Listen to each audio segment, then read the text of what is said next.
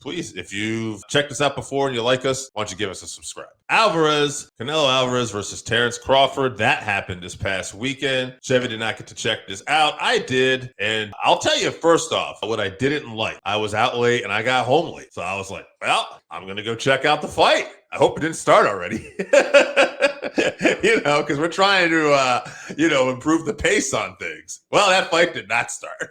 And it was about midnight and I gave up. Now, luckily, Netflix, I just woke up. I avoided spoilers. I immediately turned it on for where I left it off, and I watched the fight next day in the morning. So, having to do that after a fresh night's sleep, it was a good fight. I enjoyed the fight. Crawford, faster, really seemed to beat Canelo to the punch, and the size difference did not really come into play at all. Canelo, at times, did get some clean shots off, which is great because we saw that wasn't really going to affect Crawford at all. So just an outstanding performance. I think somebody had said there's probably, maybe it was Max Kellerman, but there wasn't a time where you could really think about where somebody's almost felt like their entire legacy depended on one fight. Like Crawford was going to be who he was, but if he didn't win this fight, he was always going to be considered down. But winning this one fight immediately now has elevated him in history in the talks of Sugar Ray Robinson and many greats of boxing. And yeah, I got to say, I don't know where he would go from here. Got to do a rematch, obviously, right? Canelo deserves a rematch. A shit ton of money, which I think that's probably,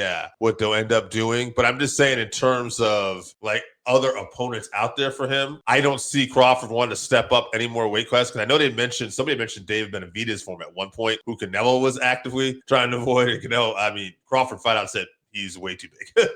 Yeah, cause I think Benavidez went up another weight class. Yeah. So it's like he's way too big. That'd be bad. Also, Crawford's 38. Right. He made I'm sure he made a good chunk of money from this fight, and then he's gonna he'll probably make fucking 10 times as much in the rematch. Because now he holds all the titles. So yeah. Only thing I want to say is I hope that we got to work on the pacing of this boxing event still. We didn't get there. Production-wise, things were great from what I saw. Heard nothing but good things. Even the stuff I didn't see in terms of that. Fight was good. Awesome. Glad that it's on a streaming channel and it's a little more accessible. But let's get the fighters out here. Is it too much to even ask by 11:30? I thought Dana was going to take care of that. Didn't he specifically say that? He did. He said that was one of the things. Yeah. He said no podcast things in between, and instead I heard Tool came out and played. We don't need a concert.